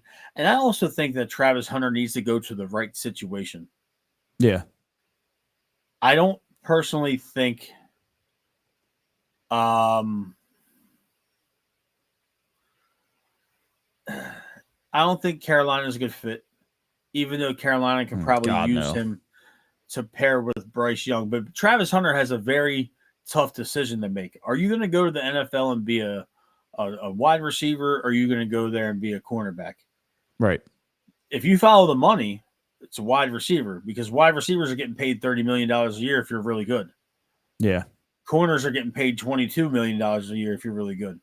And arguably, corner is tougher to play in the NFL than wide receiver because the rules have been geared to where you can't really touch a wide receiver like that anymore unless you're Kyle Hamilton. But, I mean, you know, I think Hunter's ideal spot, honestly, is New England. Yeah. That's a really good spot for him, honestly. And it's New England if they get Vrabel. Yeah. If they cut Mayo loose after a year, even though I don't agree with that, I don't think Mayo or Pierce should be fired this year. But Travis Hunter needs to stay as far away from the New York Giants and the New York Jets as humanly possible. Yeah. Now I could see something crazy like Jerry trading up to get him. Yeah. Maybe. But I think that Travis Hunter is definitely a top 5 pick. He's the Heisman winner. I mean, there's no guarantee he'll be that good at the NFL level. Rick, you're right. Honestly, you're right, Rick, and that's a 100% a factual statement. But the kid, when he started his college career at Jackson State, he was good enough to go play in Colorado. Granted, he followed Deion to Colorado, but he won the Heisman. Yeah. Playing two positions. Deion said he was going to win the Heisman when he recruited him to Jackson State. And he did.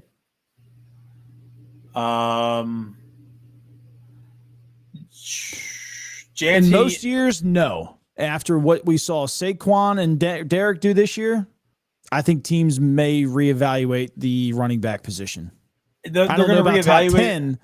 I don't know. Janty, I think Janty's a top 20 pick, but he's not a top 10 pick. Unless somebody like the Raiders reach. If they don't get their quarterback, and they're going to go get him. Yeah, most of the top 10s are quarterbacks or, a standout defensive end or typically lineman. I'm not saying this as recency bias. Cam Scatterbo is going to have a better career in the NFL than Ashton Janty. Probably. And that's because Scatterbo is going to be a Swiss Army knife. He reminds me of Mike Allstott. I'm going to say a little bit. Not necessarily Allstott. I'm going to say he's a little bit of a heavier Kyle Juszczyk. Yeah. You know, just a guy that wants to run you over. And he's going to play everywhere. Yep. Tommy, I agree. If Scatterbo is there in the second or third round, I think the Ravens pulled the trigger, no pun intended, and they go get him. Yep. Because you're realistically going to have to draft your running back of the future this year. Derrick Henry can put $3 million a year into his body, but he's not going to produce at 32 and 33 the way he's producing now. Cat's out of the bag on this. Yep. On this offense with him. Black Monday, how many coaches get axed? I think Daboll gets fired. In college? No, Brian Daboll, the Giants coach. Oh, I was thinking of Ryan Day for some reason. No, Daboll gets fired. Daboll's for sure. Daboll gets fired. For sure. I think the Jets don't keep their interim guy. I think Zach Taylor gets fired. I think Taylor gets canned. I think McCarthy gets canned. Yeah, for sure. That's going to be the surprise one, but I think McCarthy gets canned. I think he's run his course. I think Antonio gets canned in Vegas. Unfortunately, because they're such a shit show of an organization, I think Pierce gets fired. I bring him back here in a heartbeat. I don't care. Linebackers coach. Yeah. Was he here? No. Oh. I shouldn't have said here, but I should have said bring him back. I would sign him here to be a linebackers coach, or I wouldn't even care. Go coach the safeties for all I care. Like, I'll pay you to do whatever. I think if the 49ers have another year like they did this year, I think Shanahan gets the boot in 25. Tommy, no. I'm going to say no because it's not very often that a coach wins a Super Bowl in his 60s. So if he doesn't do it this year, I think he's got a front office job looking at him after next year. Harbaugh is never going to get fired here. I just want people to understand that. And I've talked about this plenty of times.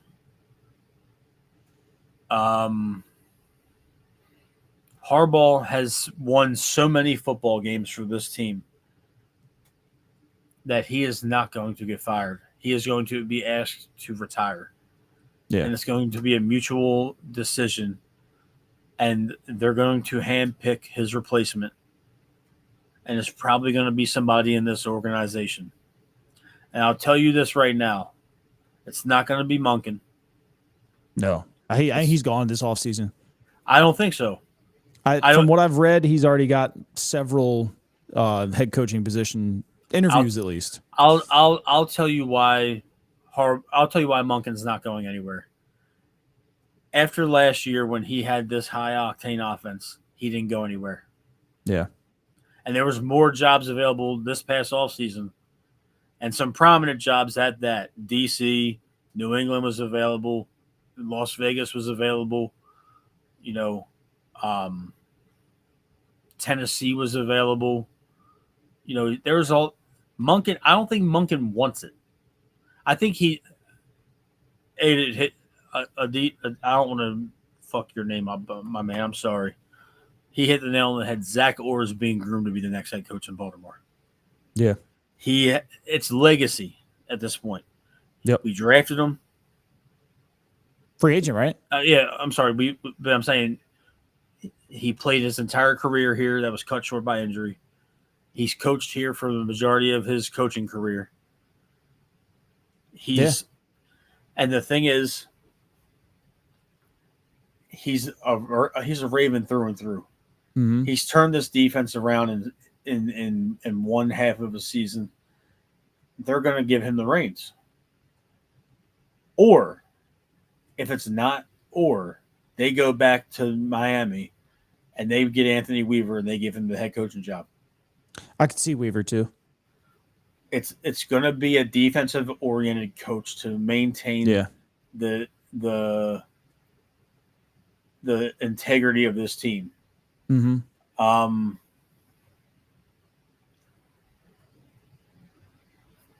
Rex Ryan would be a fantastic coach on the sideline. He's a throwback. I'm always going to be a Rex guy. It doesn't matter what he says, what he does.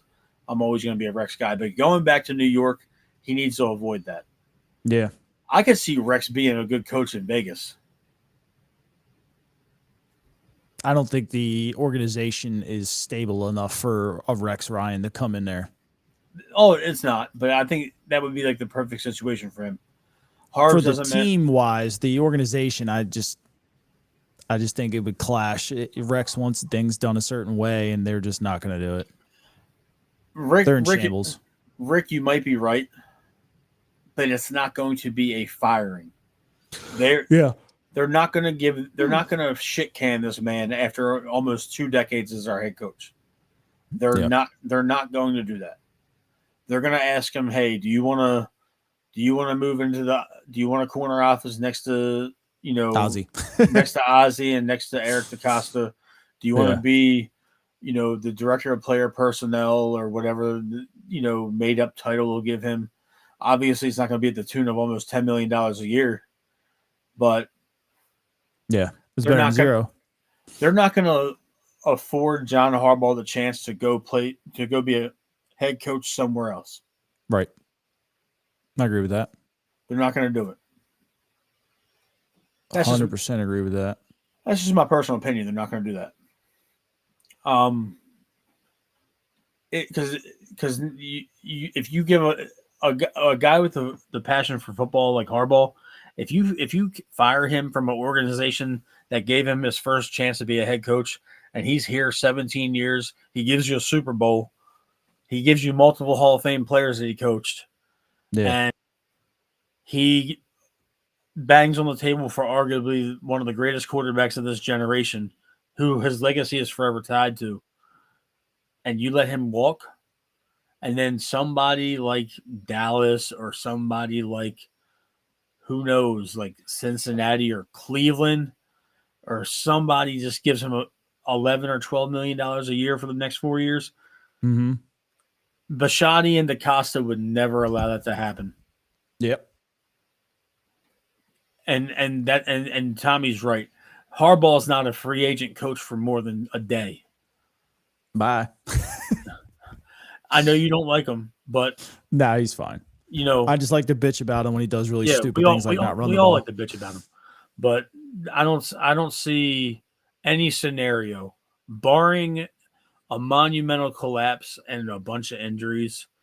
We're such a good football team that we're gonna look at what we look. He 2013 to 2017 was probably his worst stretch of coaching ever. Yeah. Well, we had bad drafts too. We had bad drafts. Injuries. Ozzie was losing his touch. There was a lot of injuries. Flacco got paid and got complacent. Yep. I love Joe, but that's what happened. Even if you take all that into account, the minute we drafted this kid, the minute number 8 came into Baltimore, he saved John Harbaugh's job. And as long as Lamar Jackson is the quarterback for this team, John Harbaugh's going to be the head coach. There's no other way to put that. Lamar and John Harbaugh are intertwined forever. Yeah. Here. And don't if the Ravens win the Super Bowl, John Harbaugh is never leaving. John Harbaugh might break the record for most years coached for one organization. Probably. What am I doing here? If we win the Super Bowl this year, Harbaugh's never leaving. Yeah, I agree with that. He's gonna get the keys to the city. He's gonna be Teflon. Yeah, and it's not gonna be close. All right, well, I'm gonna wrap it up. Gosh, we've been here for 2 hours. 253 of you watching right now. Dude, from Matt and I both, we appreciate all of you guys that are taking your time to sit here and watch with us right now at 10:52 at night. I can't thank you guys enough. we're going to be on again, obviously, as hopefully some more moves are happening here with the Orioles. We can bring a little bit more positivity to some reporting and whatnot. And if not, we'll just come back on here and bitch and complain again. Absolutely. We just keep it real with you guys. Yeah, I appreciate the fact that you have me on, Zach, and this is so cool. You know that we're building a solid tandem, and you know our guy Tim was doing damage control at his residence for some mold issues, and that's important. So as much as we give shit to Tim, he was missed tonight, and foul ball talk is going to be on. This is essentially foul ball talk. You're like one of us. I don't care what. I mean, we're on your channel for Christ's sake. So, it's a 3-man show, and I fully believe that we're going to have some fantastic content starting next month when pitchers and catchers report. So we're probably going to be on 41 days. Yeah, I mean, I think at the end of February we're going to probably be on here twice a week. So, there's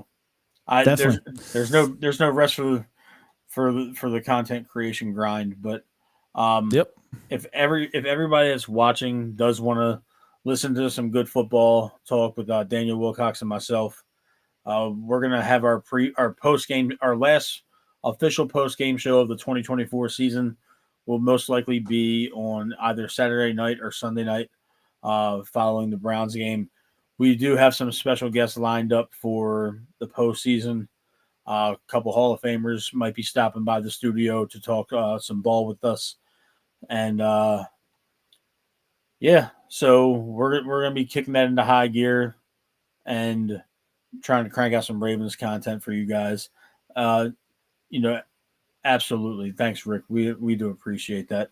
But Zach, it's always good being on here with you, man. It's a pleasure. Yeah, we always have good conversations. We get a lot of stuff done, and it's awesome to chat with the guys. Yeah, anybody is bored in the morning tomorrow, I got invited on to the press box. I'm gonna do it. It starts at 10 a.m. I think it's Press Box Sports. I think it's like Glenn Clark's show. I'll be on there with Paul Valley, just doing their baseball segment tomorrow morning at 10. If anybody's bored, I'm probably gonna share it on my channel too on YouTube. But that's gonna be it for us tonight. Matt and I will be on with Tim again soon. And if it's not, I mean, it'll be Matt and Tim. They're going to be doing shows on the channel too here this year. So there's gonna be a lot of content coming your way, and we're definitely appreciative of all you guys that come out here and support us every time we go live and chat with us. So thanks again, and all you guys have a great night. And